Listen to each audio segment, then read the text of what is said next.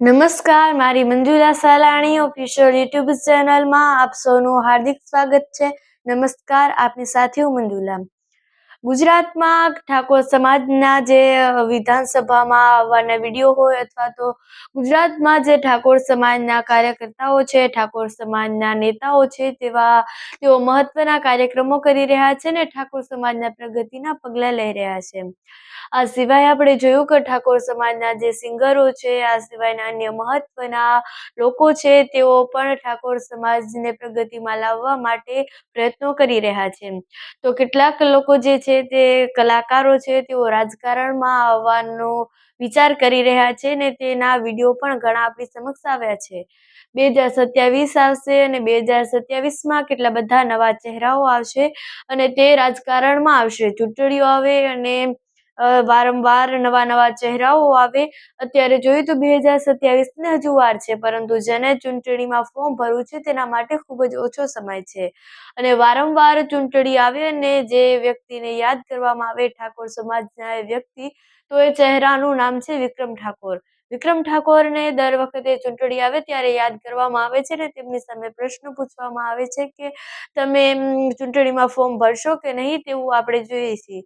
તો આ વખતે પણ કંઈક એવું જ થયું છે. 2026 નવું વર્ષ છે અને કાલે નવા વર્ષનો બીજો દિવસ હતો. નવા વર્ષના બીજા દિવસે નવા વર્ષની શરૂઆતમાં વિક્રમ ઠાકોર અંબાજી આવ્યા હતા. ત્યારે તેઓએ સર્વપ્રથમ માતાજીના દર્શન કર્યા.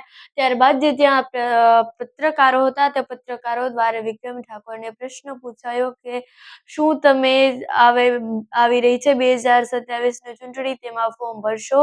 તો વિક્રમ ઠાકોરે હસીને કહ્યું કે હું વારંવાર જ્યારે ક્યાંક જઉં છું તો તમે મને આજે પ્રશ્ન કેમ પૂછો છો? અને ત્યાર પછી તેમણે કહ્યું કે જે માતાજી કહેશે એમ હું કરશું ને હું માતાજી પર ખૂબ મોટો આધાર રાખું છું.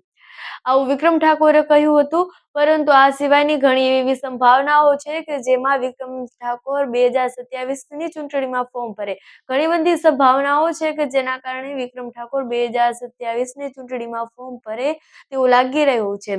અને જો વિક્રમ ઠાકોર 2027ની ચૂંટણીમાં ફોર્મ ભરશે અને જો સરપંચ બને અથવા તો જે નેતા બનવાના હોય તે નેતા બનશે, તો કેવા ફેરફારો લાવશે તેવા પ્રશ્નો આપણા મનમાં જાગી રહેલા છે અને તે કેવી પ્રગતિ કરશે આ જનતા માટે, તેના પ્રશ્નો આપણા મનમાં છે. તો આજના વિડીયોમાં બસ આટલું. મળી આવતા વિડીયોમાં અને અમારો વિડીયો જોવા બદલ તમારો ખૂબ ખૂબ આભાર. નમસ્કાર.